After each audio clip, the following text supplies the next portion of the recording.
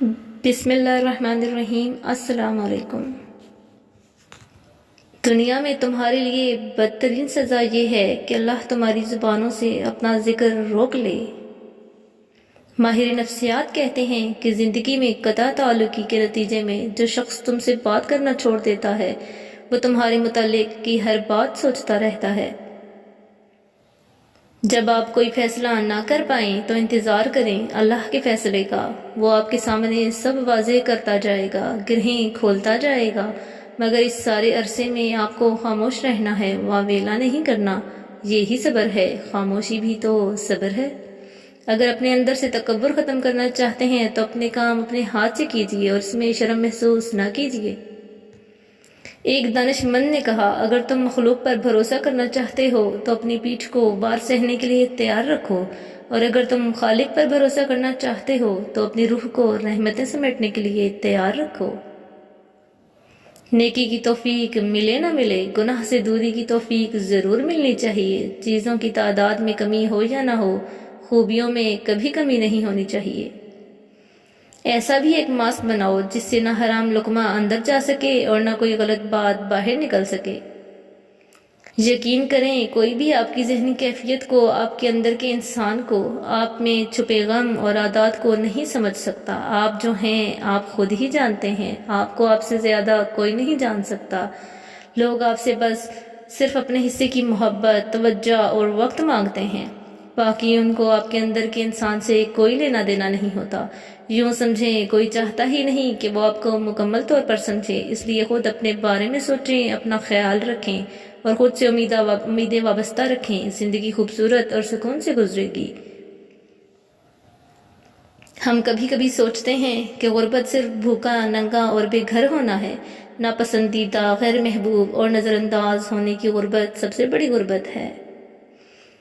Research کے مطابق آج کل ذہنی دباؤ کی ایک بڑی وجہ اپنے ارد گرد کے کم عقلوں سے نمٹنا ہے۔ ایک دانا شخص سے کسی نے پوچھا کہ آپ اتنے خوش کیسے رہتے ہیں؟ اس نے کہا، میں بے وقوف لوگوں سے بحث نہیں کرتا۔ پوچھا، پھر کیا کہتے ہیں؟ دانا شخص بولا، میں انہیں جواب دیتا ہوں کہ آپ ٹھیک کہہ رہے ہیں۔ پوچھنے والے نے کہا، پھر بھی اپنی بات یا اپنا موقف منوانے کے لیے، اسے قائل کرنے کے لیے آپ کو اس سے کوئی دلیل، کوئی جواز تو دینا چاہیے۔ اس پر اس دانا شخص نے پوچھنے والے کو تاریخی جواب دیا کہ آپ ٹھیک کہہ رہے ہیں۔ قرآن تو جگہ جگہ تسلی دے رہا ہے کہ نا امید نہ ہو، کمزور نہ پڑو اور یقین رکھو تمہارا رب تمہارے ساتھ ہے، دیکھنا وہ بہت جلد سب ٹھیک کر دے گا۔ ایک عقل مند سے پوچھا گیا، کسی شخص کی عقل کی پہچان کیسے ہوتی ہے؟ جواب دیا، گفتگو میں غلطی کم اور درستگی زیادہ ہونے سے۔ آپ مٹی سے بنائی گئی ہیں، نہ کہ آگ سے جو کہ آپ خود کو شیطان بنواتے پھریں، نہ ہی نور سے جو آپ کو فرشتہ کہلانے کا شوق ہے۔ اگر کوئی آپ کی تعریف کرتا ہے تو اس میں آپ کا کوئی کمال نہیں ہے، کمال اس ذات کا ہے جس نے آپ کے برے عمل پر پردہ ڈالا ہوا ہے۔ تو ہمیشہ شکر ادا کریں، زندگی کو سادہ رکھیں اور تکبر سے بچ کر رہیں۔ یہی وہ پہلا گناہ تھا جس نے شیطان کو دربدر کر دیا۔ نفرتوں کے بیج نہ بو، پیار اور خلوص پھیلائیں۔ تم زندگی کے راستے پر خار بوتے جاؤ گے تو تمہارے پیچھے آنے والی تمہاری اپنی نسلیں اسی راستے پر لہولہان ہو جائیں گی۔ درد تو وہی دیتے ہیں جنہیں حق دیا جاتا ہے، ورنہ غیر تو دھکا لگنے پر بھی معافی مانگ لیتے ہیں۔ سب سے بہتر سبق وہ ہوتا ہے جو ہم خود چوٹ کھا کر حاصل کرتے ہیں۔ کتابوں اور مشاہدوں سے انسان سیکھتا ضرور ہے، مگر جو بات خود تکلیف سہ کر سمجھ میں آتی ہے وہ کوئی دوسرا نہیں سمجھا سکتا۔ لوگ دل میں قدورتیں رکھ کر کس قدر سادگی سے ملتے ہیں۔ سائیکولوجی کے مطابق بہت زیادہ سوچنے والے لوگ اکثر ڈپریشن کا شکار ہو جاتے ہیں، کیونکہ ان کا دماغ وہ مسئلے بھی کریٹ کر لیتا ہے جو حقیقت میں موجود بھی نہ ہوں۔ ذہنی آرام کی نشانی، اپنے ذہنی آرام کے لیے ہر چیز کو مختصر کرنا، الفاظ، احساسات، خواہشات، منفی سوچ رکھنے والے لوگوں سے دور رہنا، ہر بات پر روک ٹوک کرنے والوں سے دور رہنا، دوسروں کے معاملات میں مداخلت نہ کرنا، پسندیدہ کام میں خود کو مصروف رکھنا، منفی باتوں پر خاموشی اختیار کر لینا۔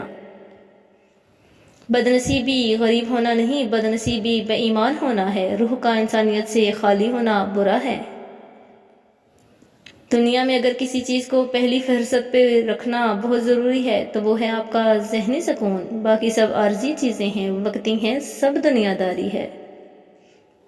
لوگ پوچھتے ہیں میرے سکون کی وجہ کیا ہے؟ میرا جواب فقط اتنا کہ مجھے اپنے رب پر بہت یقین ہے، وہ کبھی مایوس نہیں ہونے دیتا۔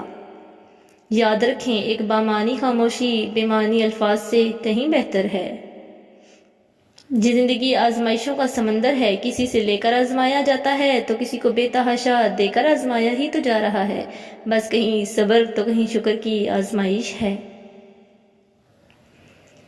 کوئی رشتوں سے تھکا ہوا ہے تو کوئی لہجوں سے اکتایا ہوا ہے، کوئی ذمہ داریوں سے نڈھال تو کوئی ضرورتوں سے پریشان، کوئی اپنی نفسیات سے بھاگ رہا ہے تو کوئی روح کی کھونٹی پر لٹکی خواہشوں کی گٹھڑی سے۔ سب کی اپنی اپنی تھکن ہے۔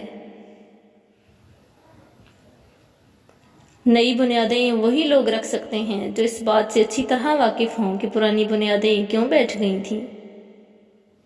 گفتگو میں بے احتیاطی رشتوں کو کچل دیتی ہے۔ آپ کے الفاظ آپ کا عکس ہوتے ہیں، بعد میں وضاحتیں دینے سے کچھ بھی حاصل نہیں ہوتا۔ دل اداس ہو تو دنیا کی ہر تفریح اور مصروفیت بے مقصد اور فضول لگتی ہے، سڑک پہ چلتے لوگ اور دوڑتی گاڑیاں تک سب مصنوعی لگتی ہیں۔